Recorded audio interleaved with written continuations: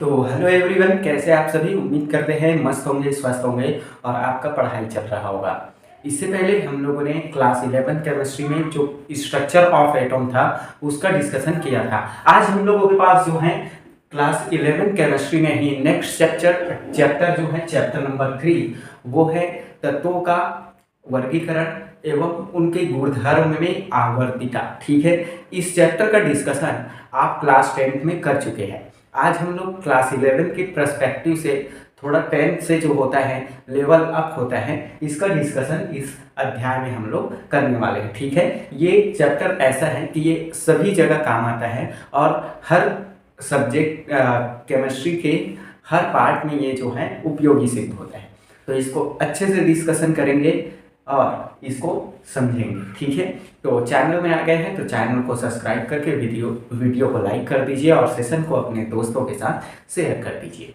चलिए स्टार्ट करते हैं हम लोगों का जो चैप्टर है तत्वों का वर्गीकरण एवं गुणधर्मों में आवर्तिता। ठीक है, चैप्टर नंबर 3 है आपके 11th क्लास में।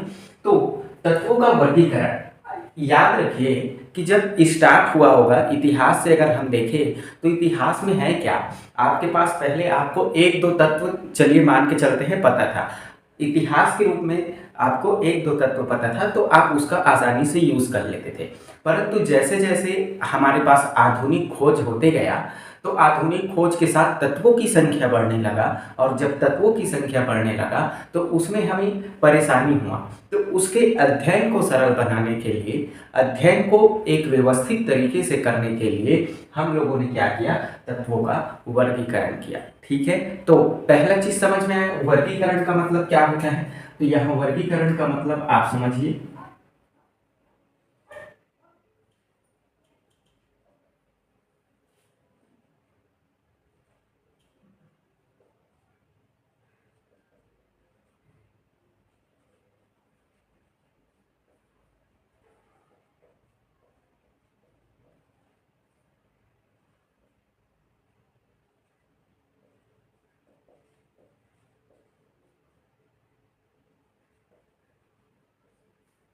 ठीक है, तो ये हुआ वर्गीकरण का रियल मीनिंग। अब तत्व उनका गुणधर्म क्या होता है। अब गुणधर्म में आपको दो तरीके से गुणधर्म मिलेगा, एक भौतिक गुण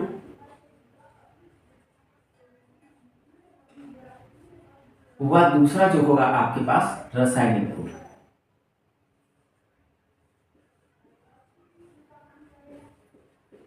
अब रासायनिक भौतिक गुण में तो आपके पास ठोस, द्रव, गैस क्या है ना, ये सभी चीजें आ जाएगा।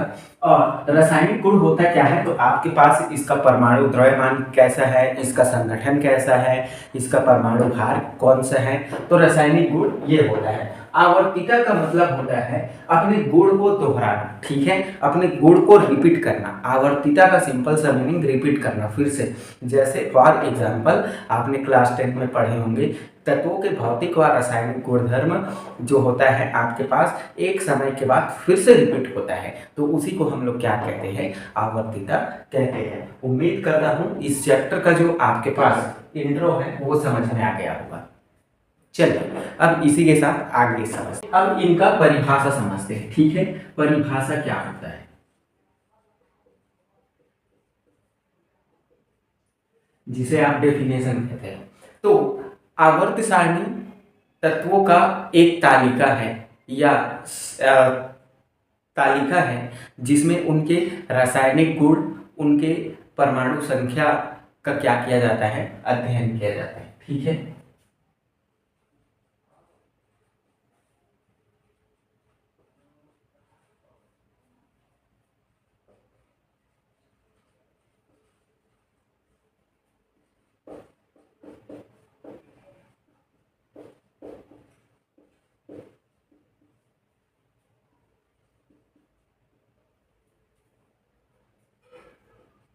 ये पहला।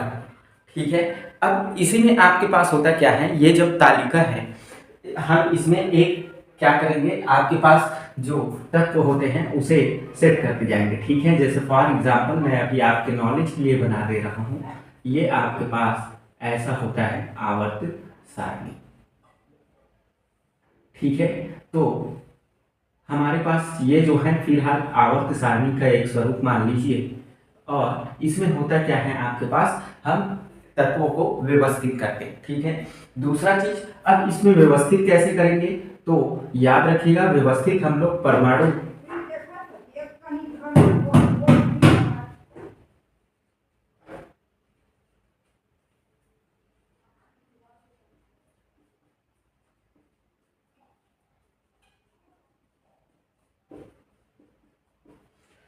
इसको व्यवस्थित हम लोग परमाणु संख्या के आधार पर करेंगे, ठीक है। पहले स्टार्टिंग में जो आपके पास मेंडलीफ आया था, तो उन्होंने परमाणु द्रव्यमान लिया था, परमाणु भार, ठीक है, याद रखिएगा। लेकिन हम लोग जो मॉडर्न पीरियोडिक टेबल है उसमें एटॉमिक नंबर से ही क्या करते हैं, इसे व्यवस्थित करते हैं। दूसरा तीसरा चीज आपसे ये पूछ लिया जाए कि इनका खोज किसने किया, तो आवर्त सारणी का खोज आपके पास वैसे तो मेंडलीफ ने किया, ठीक है, आवर्त सारणी का खोज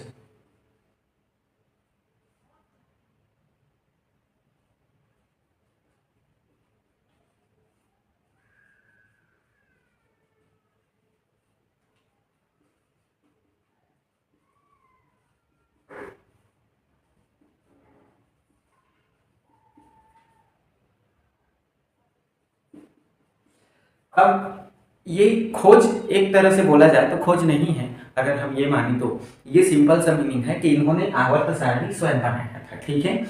इससे पहले बहुत से वैज्ञानिकों ने कोशिश किया, प्रयास किया, परंतु वो असफल रहे। हाँ, इसके आसपास लोथर मेयर था, जो वो आवर्त सारणी का निर्माण कर लिया था, परंतु वो जो है पब्लिश नहीं हो पाया, ठीक है। तो मेंडलीफ को जो है श्रेय दिया जाता है। इस सन पूछा जाए, 1869 में क्या किया, इन्होंने आवर्त सारणी का निर्माण किया।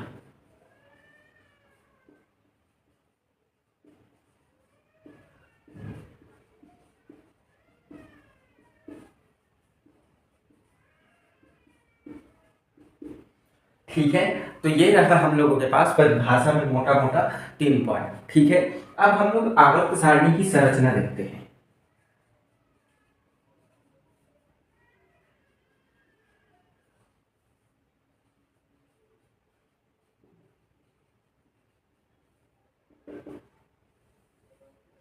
आवर्त सारणी की संरचना आपको जानने के लिए मेंडलीफ ने क्या क्या किया, ये हम लोग समझते हैं। तो मेंडलीफ ने क्या किया, तत्वों को उनके परमाणु भार के बढ़ते क्रम में व्यवस्थित करना शुरू किया, ठीक है। तो पहला पॉइंट हम लोगों के पास, मेंडलीफ ने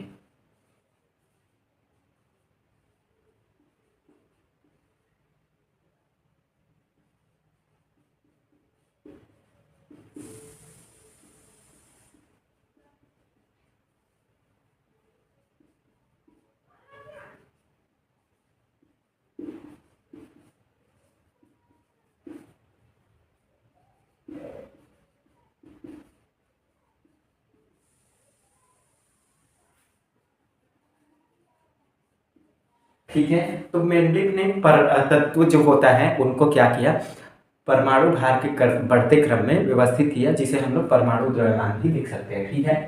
सेकंड पॉइंट, इन्होंने अपने आवर्त सारणी में क्या किया कि उनका जो गुणधर्म है उनके अनुसार इन्होंने अपना वर्ग बनाया, ठीक है। वर्ग और आवर्त के अनुसार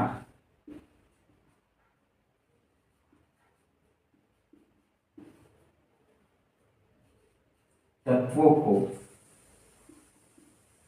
व्यवस्थित किया।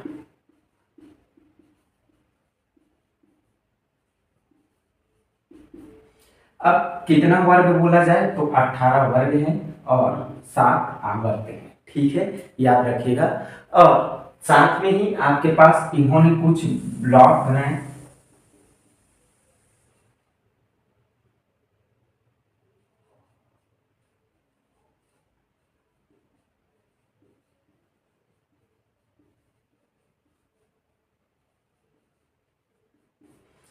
कौन कौन से ब्लॉक हैं, तो 4 ब्लॉक हैं, याद रखिएगा आपके पास। पहला एस ब्लॉक, दूसरा आपके पास पी ब्लॉक,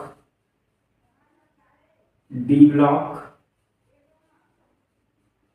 और एफ ब्लॉक। ठीक है, तो ये 4 ब्लॉक में क्या किया, मेंडलिफ ने विभाजित जो है आवर्त सारणी उसको किया। चलिए, तो यहाँ तक आप पढ़ के रखिए, तब तक के लिए मस्त रहिए, स्वस्थ रहिए। जय हिंद, जय भारत।